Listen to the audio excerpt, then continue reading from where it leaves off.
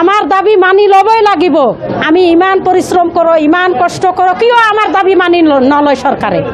আমাক কিয় ইমান হেরাস দি আছে সরকারে? আমার কে দাবি কিয় মানি নলয়? আমাক ইমান কামত লগাব পারে, কিয় আমার কামটো মজা লাগে? আমার কিয় দরমাহ নিদিয়ে? কিয় নিদিয়ে? এইটাই আমার দাবি, আর একো দাবি নাই। আমি কামতই নকরো, আমি কামত অবহেলা নকরো। আমি গোটেই দিন আমি কাম করি থাকো। আমার তো ল'ৰা ছোৱালী আছে, আমাৰ তো পেট আছে। আমি পেট সংসাৰ পেট বান্ধি নথই তো আমি এইবিলাক নকৰো নহয়। কিয় সরকারে অজন্তা নেওয়া করে? এজন মাইকী হয়, কিয় মাইকীর নুবুঝে? মাইকীর কথা নুবুঝে, হ্যাঁ, দুঃখ বেদনা নুবুঝে। হি মাইকী নহয় নাকি? এইটাই আমার একো কথা নাই। আমার দরমাহ বরাবই লাগিব, নহলে মই চাকরি বাদ দিম, নহলে মই বাগৰি পৰিম।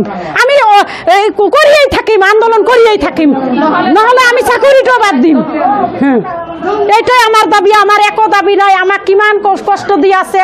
আমি পোলিও ডিউটি কৰি আছো, আমি হোম ভিজিট কৰি আছো, আমি মোবাইল ভেৰিফিকেশন কৰি আছো, আমি ওয়েট ওজন কৰি আছো, আমি আয়ুষ্মান কাৰ্ড কৰি আছো, বিভিন্ন মানে এভৰিথিং কামত ওয়াৰ্কাৰ বিলাকক খাটাই আছে। আমি এইটো বেয়া নাপাওঁ। কাম কৰিলে মজুৰি দিবই লাগিব। এইটো সরকারে কিয় নুবুঝে?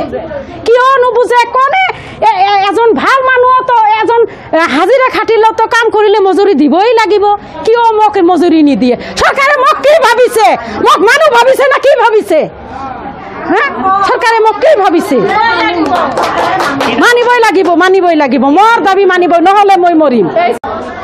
আমার আজি অঙ্গনবাদী কর্মী আর সহায়িকার দাবি, আমার যে আন্দোলন চলি আছে, আন্দোলনত আমার বাজেটত একো নোহোৱাত আমি সংগ্ৰামী হৈ আজি সংগ্ৰামী বান্ধৱীসকল একেলগ হৈ আজি আমার অফিসত তলা লগাই দিছে।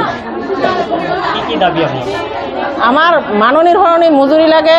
আমাক প্রত্যেকটা কামতে খটায়, কিন্তু আমাক সেই হিসাবত মজুরি নিদিয়ে। আমাক ৬,৫০০ কর্মীর বাবে আর সহায়িকার বাবে ৩২৫০ টাকা দিয়ে। সেই টাকা রেখে আমার এখন সংসার চলে। কেনেকৈ চলে আমি আমার বিত্তমন্ত্রী জবাব দিবলৈ ইয়ার আপনার চ্যানেলের জরিয়তে হকিয়াই দিছো যে আমাক ৬,৫০০ টাকারে কেনেকৈ এখন সংসার চলে দেখাই দিয়ক। আৰু আমাকে নানান ধৰণৰ ডিউটি ডিপাৰ্টমেণ্টত খটাই আছে।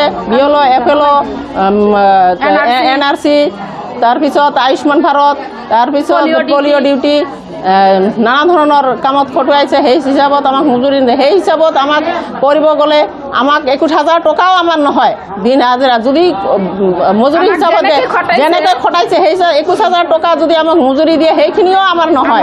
হয়, এইকাৰণে এই চৰকাৰখনে যদি বহি থকা মানুহক অৰুণোদয় দিব পাৰে, সেলফ হেল্প গ্ৰুপক লোন দিব পাৰে, এইটো ভাল কথা। নাৰী হয় যদি সিহঁতৰ দুখ বুঝে। আমি ইমান কৰ্ম কৰা মানুষ, ইমান কষ্ট কৰি আছো, কিন্তু আমার কোনো মজুরি সিহঁতে নিদিয়ে। কিয় নিদিয়ে?